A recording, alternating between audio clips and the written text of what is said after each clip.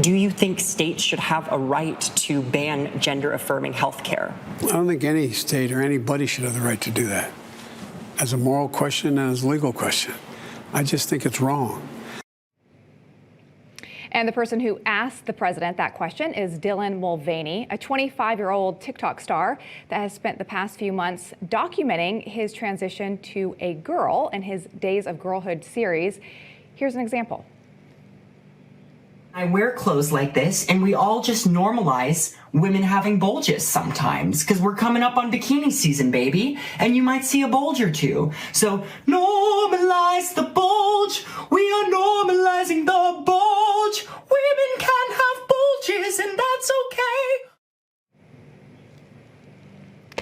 All right. Hate to break it to you, they can't. Well, joining us with a reaction is former Arkansas Governor Mike Huckabee.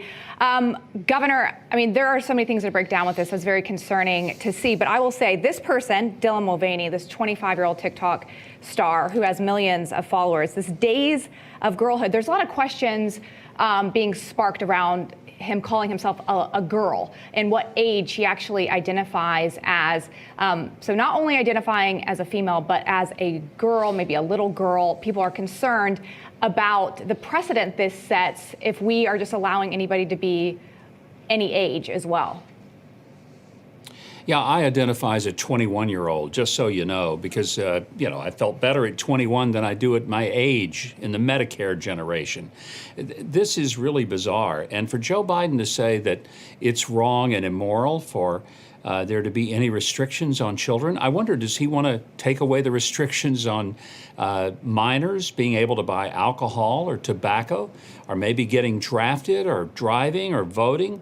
I mean, there's a lot of things that we don't let minor children do, and the reason we don't is because they're not mature enough to make the decision. My gosh, a lot of kids don't know what they want for dinner tonight, and if they did get to pick, they might pick something that would not be very good for them. They might just pick candy and ice cream. So what do? Just say, nope, no restrictions anymore. This is insane. And Joe Biden saying this stuff, and people in the media, the mainstream media, not calling him out for it, that's as disturbing as what Joe Biden says. You know, there's so much to break down with this particular issue. But one of the things that didn't really get a lot of attention that's a pet peeve of mine is here's the President of the United States promoting TikTok.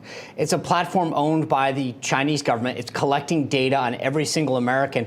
And the President of the United States is promoting it. And I've said this over and over again on the show, Governor. I don't know how on one hand we can tell people, hey, China is a threat to us. And at the same time, hey, by the way, go out and use all these tools that they're collecting data on us on. I hate to say it, Sean, but part of the problem is that I believe Joe Biden is incredibly compromised when it comes to China. He flew his son with him on Air Force Two when he was vice president to China. Hunter ended up with some very lucrative deals for which he was totally unqualified. And according to information that came off of Hunter's laptop, at least 10% of it went to the big guy. And I think we all know who the big guy is. So is it possible that Joe Biden wants to make sure that those checks keep rolling in?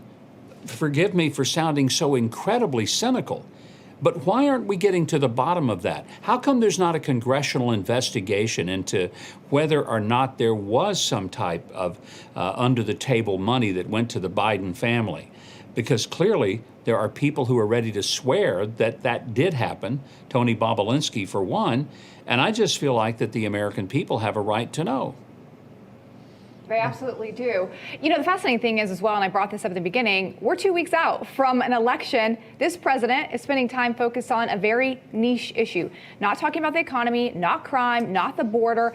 I mean, do you think that this is going to motivate voters to the polls, seeing what the Democratic Party is so focused on? You know, Lindsay, I do think it's going to motivate voters, but not the ones they think. I just came back from early voting. My wife and I stood in a long line to early vote. The turnout is, the election workers say, historic.